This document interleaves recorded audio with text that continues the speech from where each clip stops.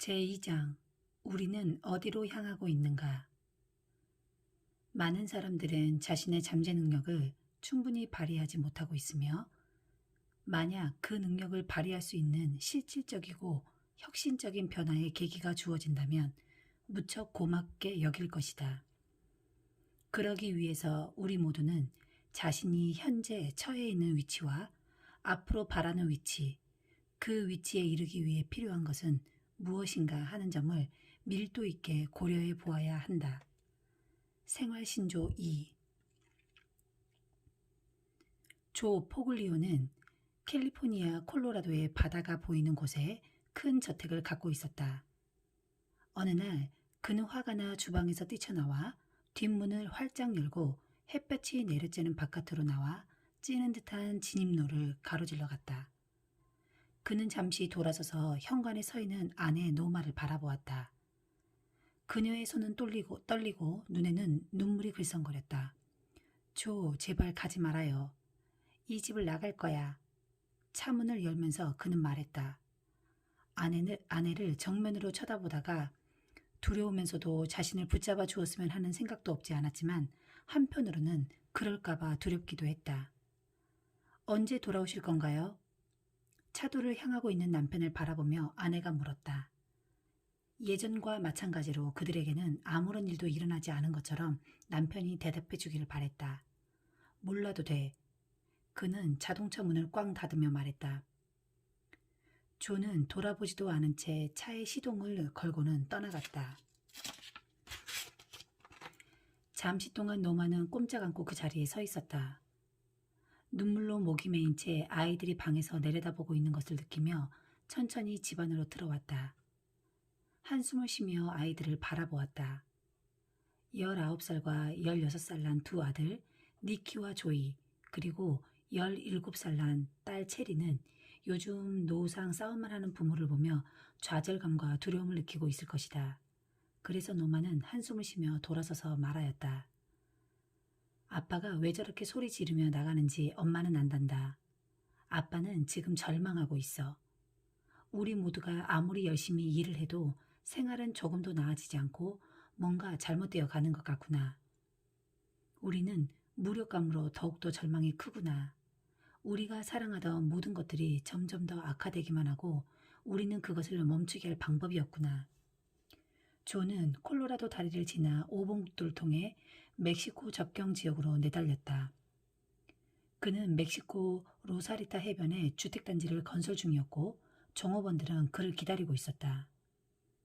그는 자신이 제정신이 아닌 것에 또 한 번 화가 치밀었다. 그는 자신의 인생이 깊은 암흑 속으로 휘말려 빠져들고 있는 것처럼 느껴지자 또 다른 두려움이 그를 엄습했다. 10년간 코티손, 즉 류머티즘 관절염 치료약으로 살아오고 있었지요. 경화증으로 고생을 하며 몸무게는 불고 2번의 파산을 겪고 난 후 다시 재기하여 고층 건물을 지었는데 이제는 사업자금도 바닥났지요. 멕시코는 돈 가치가 떨어져 경제적 혼란을 거듭했고 실질적인 이윤 또한 제로로 떨어졌지요. 또다시 파산 지경에 이른 것이지요. 조는 그때를 회상하며 말했다. 노마는 식탁에 앉아 조용히 커피를 마시며 마음을 가라앉히고 있었다. 딸 체리는 어떻게 엄마를 위로해야 할지 몰라 옆에 가만히 앉아 있었다. 아들 조이는 자기 방으로 들어가 핸드폰을 끼고 음악을 크게 틀어놓았다. 큰아들 니키는 우울하고 화가 나 오토바이를 타고 나가버렸다. 조는 은색 제규어를 몰고 좁고 더러운 도로를 거쳐 인적이 뜸한 멕시코 해변으로 향하였다. 태평양 저 건너에는 햇볕이 비치고 있었다. 조는 머리를 핸들에 박고 울음을 터뜨렸다. 나는 이제 파멸이야. 정신적으로나 육체적으로 또 경제적으로 모든 것이 다 엉망이 되어버렸어. 나는 아내와 가족을 잃을지도 모른다는 생각과 크고 검은 구름처럼 절망감이 조의 머리를 가득 채웠다. 이런 종류의 얘기를 들어본 적이 있는가? 아니면 직접 경험해 본 적이 있는가? 경험이 있더라도 그날 조와 노마가 겪은 정도까지는 아니었기를 바란다. 절망감이 당신 인생을 뒤덮는 일이 없기 바란다. 누구나 자신의 꿈이 좌절되고 파멸되는 시기를 겪을 수 있다. 매번 실패하게 되면 옛날 사람들도 그래왔듯이 당연히 절망과 좌절감을 느끼게 된다. 다윗 왕은 그의 절망에 관해 다음과 같이 고백하고 있다. 주여, 당신은 얼마나 오랫동안 나를 잊으셨습니까? 언제 재림하실런지요? 저는 얼마나 더 번민으로 괴로워하고 마음속에는 슬픔을 갖고 있어야 하는 것인지요. 이 마음의 고통들은 언제까지 저를 괴롭힐는지요. 시편 13장 1절에서 2절 말씀. 1854년 소로는 다음과 같이 간단하게 절망감을 몇 마디로 줄여 설명하고 있다. 인간은 절망에서 벗어나기 위해 조용한 가운데 필사적인 몸부림을 치며 살아가고 있다. 여태껏 사람들은 마음속으로 절망과 분노를 느끼며 살아왔다. 우리 시대의 절망감은 하나의 전염병이 되고 있다. 국제정신건강연구소의 조사에 따르면 공허함, 불감증, 피로, 불면증, 과민증에 시달려 죽음이나 자살을 생각하게 되는 사람들이 늘고 있다고 한다. 웨스팅하우스의 한 연구원은 다음과 같이 말하고 있다. 미국의 사업가들은 1달러당 20센트를 정신건강을 위한 약물을 사는 데 쓰고 있고 그만큼 약에 의존하고 있다. 그리고 예방의학 프로그램에서 가장 비용을 절감할 수 있는 분야는 정신건강 쪽이다라는 놀랄만한 보고를 하고 있다. 다시 말해서 우리가 더불어 함께 살아간다면 신체 건강은 저절로 회복될 것이다. 절망과 그에 수반되는 질병으로 미국의 사업가들은 170억 달러를 쓰고 있다고 보고되었다. 그 연령층이 점점 확산되어 젊은이들이 만성병과 망가진 생활을 회복하는 데 쓰는 시간과 돈은 엄청나다. 코넬 대학교 의과대학의 제럴드 클러만 박사는 다음과 같이 말했다. 일반적으로 사람들은 비판적으로 변하며 그들의 기대가 자주 어긋남에 따라 그 좌절감도 점점 커지고 있다. 여기에 생활신조 2를 들고 나온 이유가 있는 것이다. 실제로 우리 현실은 항상 우리의 꿈에 미치지 못한다. 그래서 더욱더 절망하게 되는 것이다. 그 좌절감과 싸우면서 우리의 행동은 점점 파괴적으로 변하게 되는 것이다. 결과적으로 우리의 삶이 재기가 불가능한 것처럼 보일 때까지 한없이 늪에 빠져버리는 것이다. 꿈이 깨지고 우울 상태가 되면 어떻게 될까? 실패와 우울 상태를 반복하는 사람도 있을 것이다. 처음에 그들은 그것을 부정하거나 무시하려 한다. 그런 후 그들은 자기 자신이나 타인을 탓하게 된다. 내내 그들은 그것에서 빠져나가려 한다. 이 절망감으로 어떤 이들은 폐인이 되고 어떤 이들은 자포자기하며 파괴적으로 변할 것이다. 영원히 우울한 상태로 살아가고 있는 사람들도 있다. 그럴 필요가 없는데도 속수무책으로 죽음에 이른 사람도 있을 것이다. 선택. 절망감을 부정하거나 그것을 무시하라. 조 포글리오는 저녁 늦게 로사리타 해변에서 돌아왔다. 노마는 아무 일 없었던 것처럼 남편을 맞이했고 조는 부인과 같이 식탁에 아이들과 둘러앉아 의미 없는 대화를 나누었다. 노마는 억지 미소를 지으면서 오븐과 식탁 사이를 왔다 갔다 하고 있었다.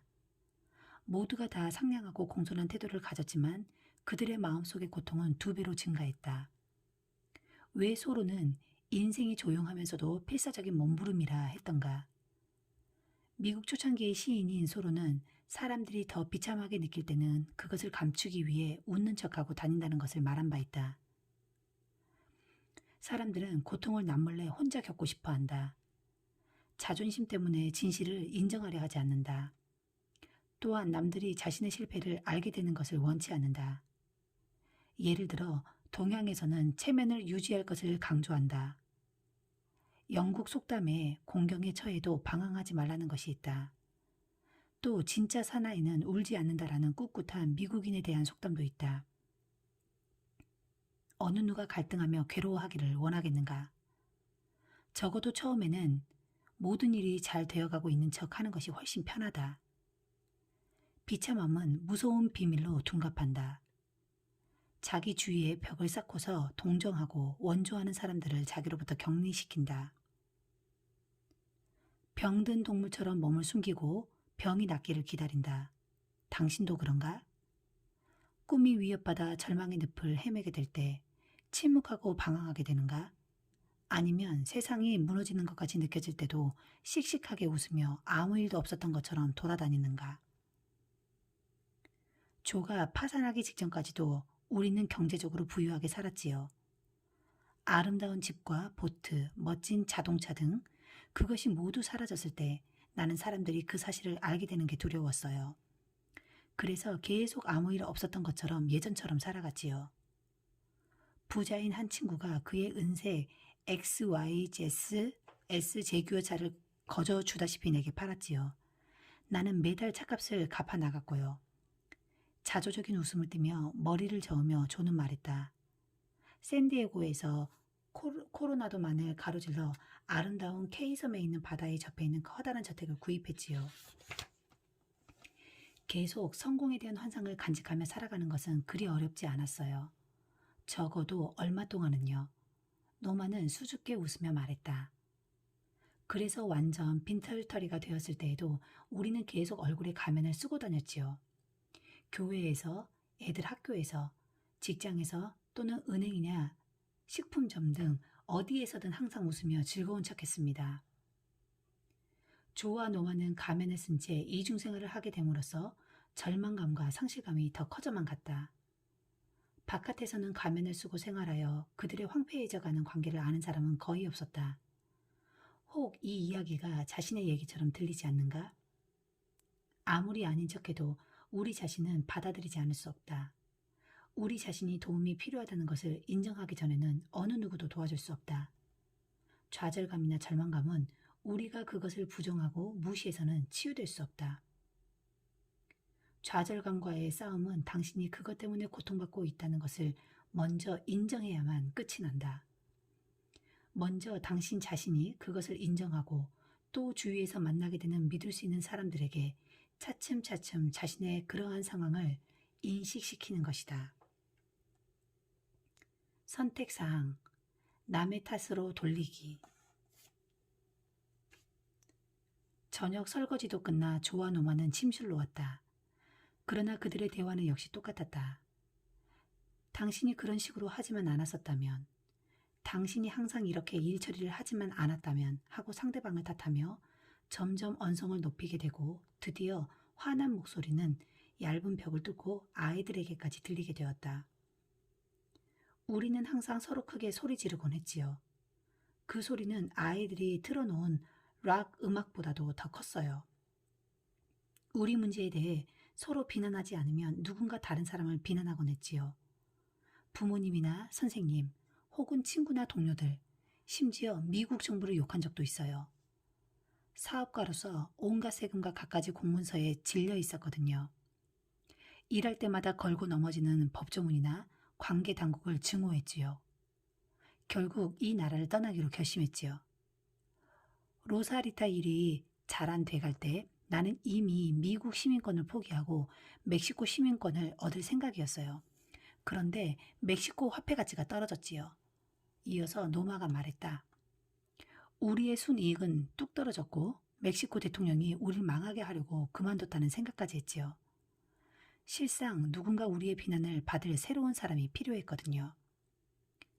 서로 자주 비난하는 것은 가족의 대화를 완전히 차단시키게 한다. 서로에게 소리치고 비난하던 것이 차츰 육체적인 폭력을 가하는 것으로 이어지고 이 가족 내의 폭력은 이 나라의 정신건강을 위협하는 커다란 요인이 되고 있다. 저는 조에게 총을 겨눈 적도 있어요. 노마는 창피하며 얘기했다. 엽총으로 차 트렁크를 맞췄기 망정이지 제대로 겨냥했으면 그는 죽었을 거예요. 서로 힘들었던 시기에 그를 그렇게 죽였다면 나중에 우리가 함께 향유할 수 있었던 소중한 시간들을 갖지 못했을 거예요.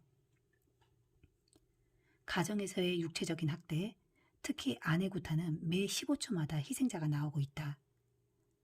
가정 불화로 인해 피해자들의 치료에 드는 돈은 연간 1,800만 달러 정도로 추산되고 있다.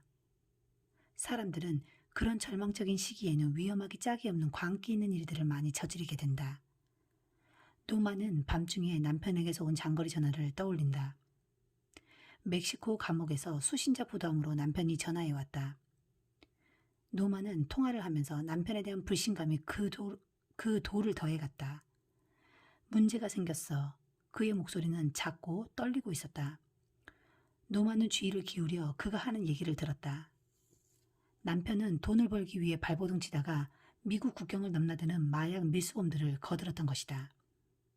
그러나 일을 하기 전에 멕시코 당국이 우리 계획을 알아채서 난 체포되었어.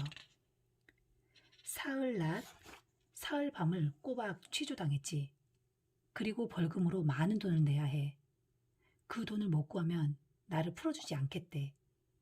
어쨌든 노마는 남편을 석방시키기 위해 필요한 돈을 구했다. 그들 둘에게 그 시기는 아주 고통스러웠고 앞으로 어떻게 될까 두렵기만 한 시기였다. 그때를 돌이켜보면 포글리오 부부는 이 사건을 통해서 사람들이 절망적이거나 좌절감을 느낄 때 주로 보이는 광기 어린 행동들이나 무책임한 행동을 한다는 사실을 인식하게 된 것이다. 때때로 우리는 자신을 책망하며 죄책감을 갖는다. 때로는 그 죄책감을 면하기 위해서 남을 비난하기도 한다. 누구의 탓으로 돌린다는 것은 하나의 위험한 부메랑이 되어 끝없이 맴돌다가 결국 폭력과 범죄로 발전하게 되는 것이다.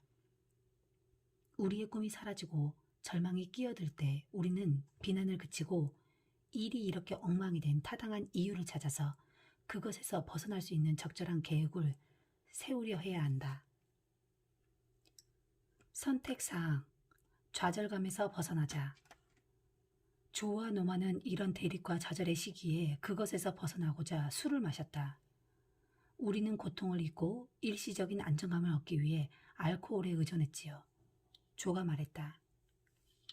같이 식사하러 가면 항상 술을 많이 마셔야만 했어요. 둘이 같이 있다는 것을 참기 위해서지요. 노마가 말했다. 그런 중에도 마약에는 손대지 않았어요. 얼마나 다행인지 몰라요. 하지만 잠자기 위해 마리화나를 굉장히 많이 피웠어요. 불행하게도 내 아들 니키가 그걸 따라하게 되었고 몇 년 전 그 애가 죽은 것도 다 그 때문일 거예요. 좌절감에서 벗어나고자 하는 사람들을 겨냥한 사업들은 이 나라와 전 세계 각지에서 최고의 성장 산업이 되고 있다. 실상은 끔찍하지만 사람들이 절망감을 해소하기 위해 매년 쓰는 돈이 몇 조 원에 달하는지를 정확히 아는 사람은 아무도 없다. 예를 들면 과일과 샐러드로 유명한 캘리포니아에서도 돈이 되는 주된 농작물은 오렌지나 포도나 양상치 토마토가 아니라 마리화나이다. 고통에서 벗어나기 위해 또는 마약 사용자들이 얘기하는 것처럼 피워 없애기 위해서 마리화나는 미국 제1의 마약이 되었다. 줄잡아 2250만의 사람들이 즉 전체 인구의 10%가 마약 상용자인 것으로 나타났다. 현재 주요 상용자들은 그 질에 따라 담배로 말렸다가 노릇하게 구워낸 얇고 푸른 잎에 1온스당 100 내지 500달러까지 쓰고 있다. 헤로인을 포함하여 유럽이나 미국에서 구할 수 있는 마약에 중독된 사람들은 거의 50만 명 정도나 된다. 예를 들어 이탈리아의 밀라노에서는 3, 4천 명의 사람들이 매일 뒷골목에서 주사기를 꽂는 것으로 나타났다. 뉴욕에서 샌프란시스코에 이르기까지 빈민가 쓰레기통이나 고층 건물 쓰레기 더미에서 발견된 쓰다 버린 주사바늘 수는 엄청나다. 해변가나 국립공원, 고등학교 뒷동산이나 중학교에서 심지어 회사 중역실이나 인류 호텔에서까지 발견되는 빈 플라스틱 물약병 또한 헤아릴 수 없을 정도이다. 미국에서 마약 중독으로 치료받고 있는 20만 2천 명이라는 숫자는 룩셈부르크의 노동인구를 웃도는 숫자이다. 리처드 애셔는 랜셋이라는 영국 의학 잡지에서 기고문에 다음과 같이 쓰고 있다. 절망은 흥분제가 아닌 희망으로 치유되어야 한다. 나 또한 이것이 옳다고 믿고 있기에 이 문구를 좋아한다. 이 문구는 자동차 범퍼 스티커에 씌어져 아이들에게 마약에 대한 경고로 사용되고 있다. 그러나 알코올 중독이 헤로인, 아니 코카인이나 마리화나보다 더 치명적이고 희생이 크다는 것을 잊고 있지는 않은가. 최근 미국인들의 알코올 소비량이 줄어들고 있다는 소문이 떠도는데 이것은 헛소리에 불과하다. 폭음은 한꺼번에 사람을 흥분시켰다가 오랫동안 늘어지게 하는 진정효과가 있다고 알고 있다. 맥주, 포도주, 그 외 다른 술에 드는 비용이 얼마나 되는지 우리는 잘 알고 있다. 무절제한 음주는 우리 사회에 또 다른 유행병처럼 돌고 있다. 유럽, 일본, 미국에서의 알코올 중독은 50% 이상 증가했다. 독일에서는 알코올 소비량이 64%나 증가했고 일본에서는 73.5% 정도로 놀랄만한 수치이다. 최근 들어 일본인들을 좋아하고 존경하게 된 나로서는 알코올 중독 문제가 그 나라에도 심각하게 대두된다는 사실이 무척 안타깝게 느껴진다. 더 심각한 것은 그들이 그것을 잘 모르거나 공공연히 인정하지 않는다는 것이다. 세계적으로 연구된 바에 의하면 일본은 이 문제를 가장 등한시하고 있으며 단지 17%만이 알코올 문제를 심각히 생각한다고 나타났다. 한편 미국인들의 74%는 알코올 중독 문제를 아주 심각하게 생각하는 것으로 조사 결과 나타났다. 예를 들어 미국에서는 평균 1년에 음주 관련 교통사고가 무려 184만 4천 건이나 발생하였다. 1989년에는 대부분이 10대인 미국인 2만 208명이 음주운전을 하다 죽었다. 10만여 명의 희생자들은 영원히 불구가 되거나 다치게 되었다. 자신의 아이들의 음주운전으로 평생 불구가 되거나 죽은 어머니들의 모임인 MADD, 음주운전 추방 어머니회에서 보이는 분노와 슬픔을 이해할 수 있다.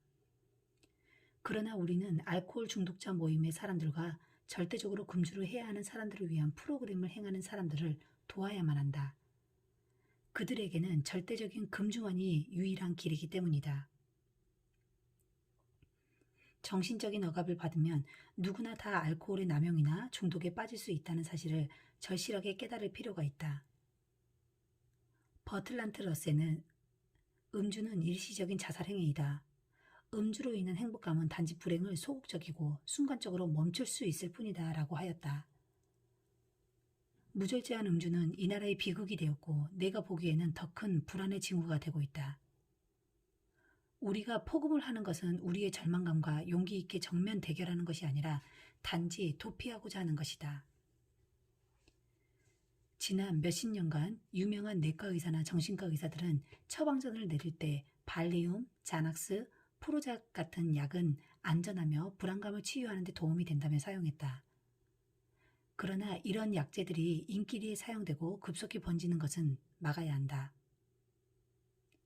절망감을 치유하기 위해 사람들은 안정제나 기분전환제, 항우울증제들을 마치 별것 아닌 것처럼 먹고 있다. 그러나 이러한 처방의약품이 특히 술과 같이 먹었을 경우에는 더하다. 캘리포니아 팜스프링스의 베티포드 병원의 처방약 의존 치료를 위해 내놓으라 하는 명사들이 드나드는 것을 감안하면 우리는 우울증을 극복하기 위한 그런 약재를 사용할 때 주의할 필요가 있다. 안정제가 위험한 이유는 그것이 가져다주는 안정감이 약에 의해 억지로 강요된 것이기 때문이다. 그 약을 사먹고 안정을 얻으려 할 경우 싸구려 약에 적응되어 버리는 것이다 라고 한 전문가는 말한다. 우울증에서 더 쉽게 벗어나는 방법은 팁이다. 정신을 똑같이 마비시키기는 하지만 통계를 100% 믿는다면 전 세계가 이 TV에 중독되어 가고 있다고 한다. 어떻게 이럴 수 있는지 잘 모르겠지만 믿을 만한 소식통에 의하면 일본 사람들은 평균 하루에 9.12시간을 TV 시청에 쓰고 있다고 한다. 미국인 또한 7시간씩이나 소파에 앉아 TV를 보며 감자칩을 먹으니 세계 기록 2위감이라 하겠다. 나는 TV의 좋은 점을 알고 있다. 그것은 우리에게 필요한 정보를 제공해주고 또한 즐거움을 준다. 그러나 위의 자료는 무언가가 잘못되었음을 보여준다. 그러는 나는 이 TV 중독증은 사람들이 우울증에서 벗어나고 또 그 원인을 치유하려는 절실함에서 기인된 것이라 생각한다. 위에 열거한 많은 수치 통계에 여러분이 질리지 않았기를 바란다. 그러나 외부에서 일어나는 이런저런 일들보다는 우리 내부에서 일어나는 일이 더 중요하다. 우리 자신의 좌절된 꿈과 그것으로 인한 우울증은 어떻게 치유해야 하는가? 선택사항, 우울증을 받아들여라. 캘리포니아 출신인 프랭크와 바버라 모랄레스 부부는 바버라가 경험한 감동적인 일에 관해 얘기해 주었다. 그녀는 17살 때 캔서스시의 어느 은행에 입사를 하였다. 그 은행의 채권 담당 부서에는 종업원들과 고객에게 성실한 조력을 아끼지 않는 평생을 그 은행에 바친 나이 드신 여직원 한 분이 계셨어요. 그분이 정년이 되었을 때 은행에서 몰래 파티를 준비해 주었어요. 그때 파티장 중앙에 서서 눈물을 흘리던 그분의 모습과 그분의 눈에 비친 허무감을 잊을 수가 없어요. 그 다음날 그분은 다시 은행에 나와 창밖에 서 있다가 들어와서 자신의 책상에 가서 자신의 후임자로 온 젊은 여성 뒤에 서서 자신이 그 오랜 세월 동안 어떤 식으로 일해왔는가를 설명하려 하였어요. 나중에 안 일이지만 그 노인은 재직 중에 몸이 아프다거나 하는 개인적인 용무로 회사를 빠져본 적이 한 번도 없었어요. 휴가도 안 갔지요. 모든 인생을 은행에서 보냈는데 이제 퇴직을 하고 나자 그녀의 인생 또한 끝이 난 것이지요. 매일매일 그녀는 은행에 나와 그녀가 앉았던 책상에 왔지요. 그녀 모습은 점점 더 무력감과 절망감에 휩싸였어요. 결국 은행 지배인은 수희에게 일러 그녀를 문 밖으로 데려다 주도록 했지요. 그 후로 그녀 모습을 볼 수 없었어요. 그녀의 꿈이 사라지고 얼마나 더 살았는지는 알지 못해요 라고 바버라가 말했다. 얼마나 많은 사람들이 좌절감이나 우울증으로 인해 죽은 것이나 마찬가지의 삶을 살고 있는 것일까? 버틀란트 러셀은 인간이 자신의 꿈이 실현 불가능함을 깨달았을 때의 그 처절한 고통을 다음과 같이 표현하고 있다. 인간의 삶이란 단순하면서도 무력하기 짝이 없다. 서서히 그러나 확실하게 다가오는 무덤과도 같은 우울은 우리를 어둡고 무력하게 한다. 조와 노마 포글리오는 그런 고통을 잘 알고 있었다. 다윗 왕이 죄를 지어 그의 아들 압살롬을 죽게 한 것처럼 포글리오 부부는 외쳤다. 오, 내 아들아, 내가 죽었어야 했는데 하늘도 무심하시지. 1988년 2월 11일 장남 니키는 오토바이 사고로 죽었다. 그는 사춘기 때부터 술과 마약에 악습에 젖어 있었다. 그 겨울밤 그의 고통도 끝이 났다. 마약을 복용하고 기분이 고양되어 힘이 넘쳐나는 것처럼 느껴 니키는 야마하 오토바이의 엑셀레이터를 밟아 해안 고속도로를 질주하다 결국 죽음을 자초하였다. 우리네 인생에는 커다란 비극과 엄청난 고통의 순간들이 있다. 슬플 때 행복한 얼굴을 하는 것도 아무 소용이 없다. 우리의 절망을 부정하는 것은, 그것을 가리고 영원히 도피하는 것은 불행을 초래하게 된다. 그들이 죽으면 우리가 할 수 있는 일은 그저 슬퍼하며 눈물이 마를 때까지 기다리는 것뿐이다. 한 번 잃으면 두 번 다시 되살아나지 않는 꿈도 있다. 그러나 우리는 슬픔 속에 빠져들어 좌절감이나 실망감에 굴복해서는 안 된다. 비관은 우리의 잠재력을 질식시키고 죽일 수도 있을 만큼 무서운 질병인 것이다. 좌절이 아닌 희망을 서로 나누자. 우리의 꿈이 실현되지 않는다 해도, 절망감이 우리의 진로를 방해한다 해도 또 다른 희망이 꼭 있을 것이라는 것을 잊어서는 안 된다. 친구들이 내게 들려준 조와 노마, 그리고 그 외 다른 얘기들은 이 사업 또는 다른 사업, 다른 종교 또는 기타 치료단체에 손을 대는 것으로 우울증이 확실하게 치유되는 것은 아니라는 것이다. 실제로 우리의 꿈을 실현시켜 줄 수 있는 확실한 길은 없다. 그러나 확실한 것은 우리 친구들과 동료들의 대다수가 그들 꿈이 실현되지 못해서 우울하다는 이유 때문에 제이와 내가 하는 사업에 동참하게 된 것이다. 그러나 우울한 기분에 있었을 때 이런 사람들은 이런 부정적인 느낌들을 끝이 아닌 시작으로 인식했다는 것이다. 이제 그들은 감사하는 마음으로 그 어두웠던 시절을 회상한다. 그 시절이 있었기에 안정된 오늘이 있다고 생각하기 때문이다. 이런 얘기들은 지나치게 낙천적인 사람의 얘기로 들어서는 안 된다. 폭풍우가 몰아친 다음 날에는 항상 무지개가 뜨기 마련이다. 울음은 웃음이 되고 슬픔은 기쁨으로 바뀌게 될 것이다. 지금까지 이 세상을 살아온 70여 년 동안을 통해 보면 길고 어두웠던 날들 뒤에는 항시 태양이 떠오른다는 사실을 알고 있기 때문이다. 절망이 결코 끝나지 않을 것 같다고 느낄 때 우리는 그것에 굴복하게 된다. 사실상 여러분의 절망의 끝은 바로 눈앞에 와 있다. 내가 그 우울증이나 공포를 과소평가하는 것은 아니다. 어찌할 수 없는 절망감이나 실망감으로 고통받는 이들의 마음을 이해할 수 있다. 나 또한 우울증으로 인해 괴롭고 쓰라린 나날을 경험해 보았다. 때로 우리는 잠 못 드는 밤을 견디기 위해 발리움이나 프로작이 필요할 때도 있다. 카운슬러나 정신과 의사들, 그리고 정신병원도 큰 힘이 된다. 걱정해주는 가족이나 친구들도 병을 치유하는 데 도움이 될 수 있다. 그러나 만약 우울증에 빠져 헤어나지 못해 자살을 하거나 죽은 거나 마찬가지인 생을 유지한다면 그 좌절감이 우리에게 선사하는 기회를 놓치게 되는 것이다. 조와 노마 부부는 우울증에 굴복하지 않았다. 그 대신 그들은 그것을 경고신호로 받아들였던 것이다. 그들은 절망감을 변화가 절실히 요청된다는 신호로 받아들여 하나님과 친구들의 사랑과 도움으로 그 절망감에서 벗어나 과거를 새로운 각도에서 이해하고 현재를 즐기며 미래에 대해 또 다른 꿈을 꾸며 살아가고 있다. 1988년 서울올림픽에서 3관왕에 오르고 1992년에는 금메달, 은메달을 각각 한 개씩 획득한 자유형 수영 선수인 20세기의 자넷 에반스는 다음과 같이 말했다. 인생에는 어려운 시기와 좋은 때가 교차하지요. 어려운 시기가 지나고 나면 좋은 시절을 더 절실하게 고맙게 느낄 수가 있게 되지요. 조와 노마에게 물어보자. 그들 또한 한동안은 미래에 대한 희망이 전혀 보이지 않는다고 생각했었다. 조는 회상한다. 니키가 죽었을 때 밀려드는 슬픔과 죄책감을 어쩔 수가 없었어요. 샌디에고의 장지에서 내 아들 관 옆에 서서 왜 나 대신 내 아들이 죽어야만 했는지에 대해 생각했지요. 노마와 체리, 조이가 거기 있었지요.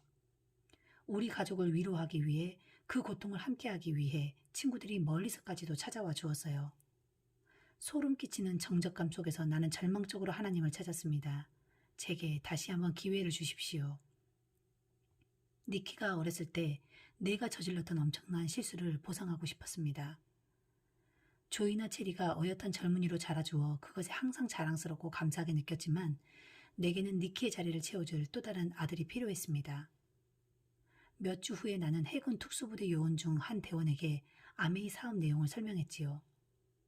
그들은 테러리스트에게 납치된 인질을 구하거나 침몰한 잠수함의 승무원들을 구하는 등 다양한 임무를 수행하는 사람들이죠. 내 설명을 들은 젊은이는 자신의 동료 대원이나 부인과 친구들에게 우리 사업을 전했습니다. 얼마 안 돼서 나는 니키처럼 크고 건장하며 잘생긴 이 특수부대 대원들의 대북격이 되었지요. 경제적으로나 정신적으로 파산에 직면했을 때 조와 노마는 다시 시작해야 한다는 용기와 지혜를 갖고 있었다. 현재 그들 부부는 놀랄만한 수입을 올리는 성공적인 사업을 하고 있다. 파산으로 잃은 것 그 이상을 얻은 것이다. 빚은 청산되었고 그들은 콜로라도 K에 아름다운 집을 사고 이젠 그들의 시간과 돈을 교회나 소아마비 치료 모금운동 같은 중요한 운동에 원조를 아끼지 않고 있다. 무엇보다도 그들은 새로운 친구를 얻었다. 조는 친구들에 대해 이렇게 말한다. 내 자동차가 시동에 걸리지 않을 때는 전화 한 통만 하면 이 사업을 하면서 사귄 수백 명의 친구들이 내 목적지까지 데려와 주기 위해 달려와 줄 것입니다. 더 중요한 것은 조는 그가 사랑하던 니키를 대신할 또 다른 아들을 갖고 싶다는 꿈이 실현됐다는 것이다. 단 하나의 아들이 아닌 수백의 젊은 특수부대 대원들과 그가 사랑하는 수많은 젊은이들을 아들로 가진 것이다. 우리의 꿈이 사라졌을 때, 좌절감이 우리의 미래를 위협할 때 조와 노마를 기억하라. 몇 주 전에 이 사업을 하며 만난 친구 빌과 애니 심프턴이 전화했어요. 아들이 교통사고로 중상을 입었다는 내용이었죠. 피닉스 병원에서 다 죽어가고 있었어요. 조는 샌디에고 공항으로 달려가 고통받고 있는 친구와 함께 있어주기 위해 피닉스로 날아갔어요.